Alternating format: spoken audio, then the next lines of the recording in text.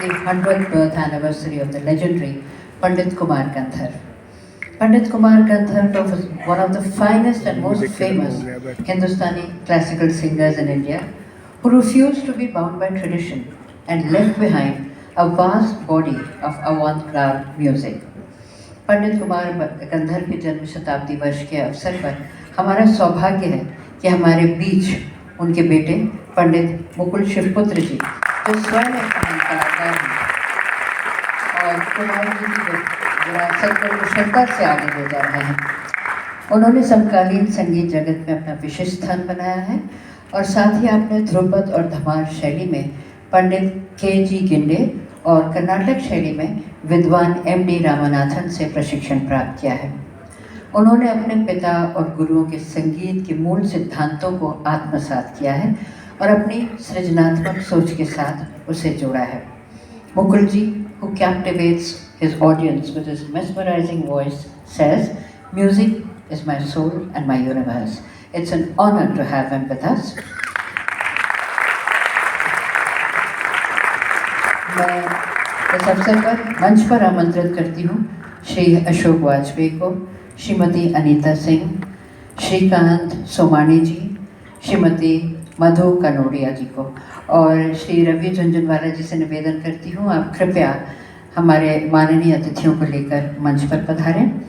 हम आप सबसे निवेदन करेंगे कि आप मंच पर आएं, कुमार जी के चित्र पर पुष्प अर्पित करें और दीप प्रज्वलित करके पंडित मुकुल शिवपुत्र जी का भी अभिनंदन करें। मैं मुकुल जी से निवेदन करती हूँ कि आप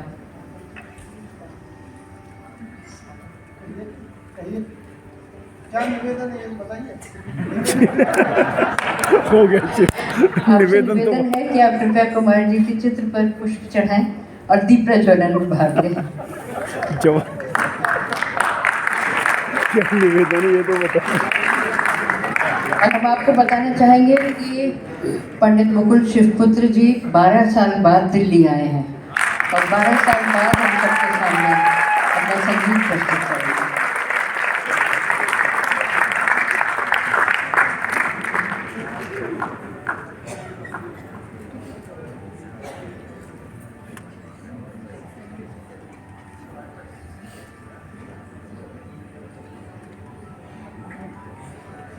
क्या निवेदन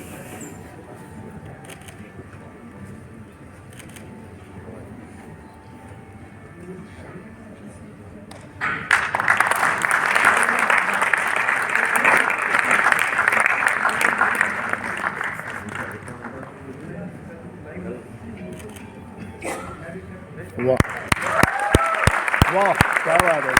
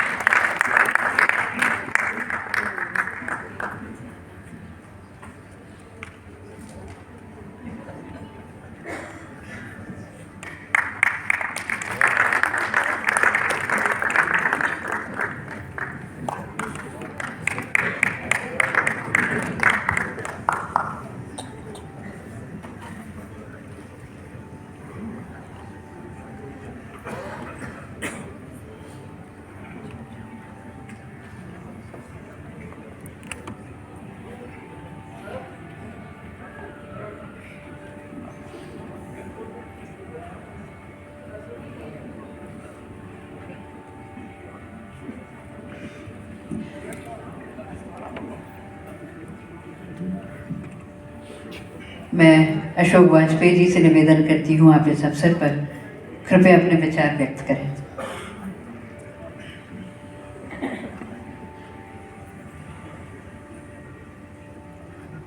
पंडित कुमार गंधर्व की जन्म शताब्दी शुरू हुई है और जैसा कि सभी जानते हैं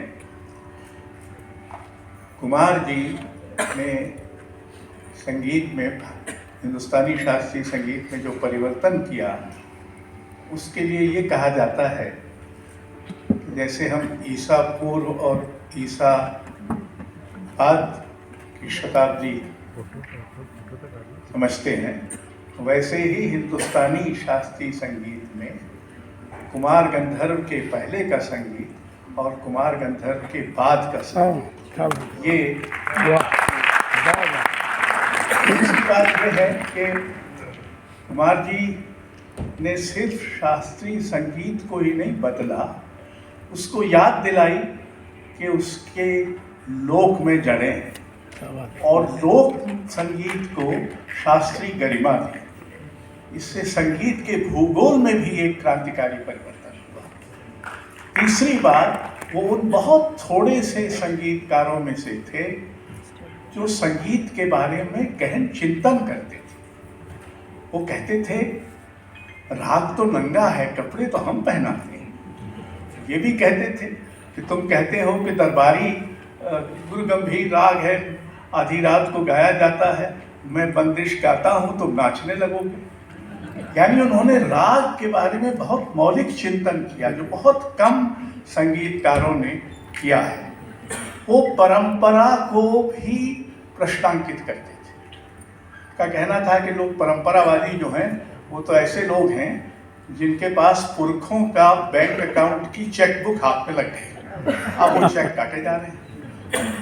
यानी परंपरा तभी चलेगी जब उसमें इजाफा हो, जब आप उसमें कुछ अपना जोड़ें, तभी आप परंपरा के रक्षक या उसको पुनर्नवा।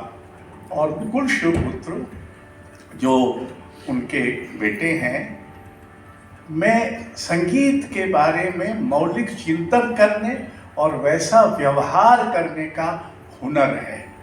वो कम गाते हैं, लेकिन जब गाते हैं तो अभी आप देखेंगे क्या गाते हैं। आप पाएंगे कि राग रूप को विस्तार देते हुए वो राग को लगभग बदल देते हैं, और ये काम आसान नहीं है। हमारा संगीत बहुत कड़ियल है, वो आसानी से किसी को सवारी नहीं करने देता, लेकिन मुकुल शिवपुत्र अपने पिता की ही तरह ऐसी सवारी कर पाएंगे। और हम सौभाग्यशाली हैं कि आज हम ये होता अपनी आंखों से देखेंगे और कानों से सुनेंगे। आपको बहुत धन्यवाद। इससे पहले कि मुकुल जी गायन आरंभ करें, हम आपका परिचय उनके संगत कलाकारों से करवाना चाहेंगे। तबले पर हैं श्री सुनील एस जायफलकर, हारमोनियम पर श्री ज्ञानेश्वर सोनवने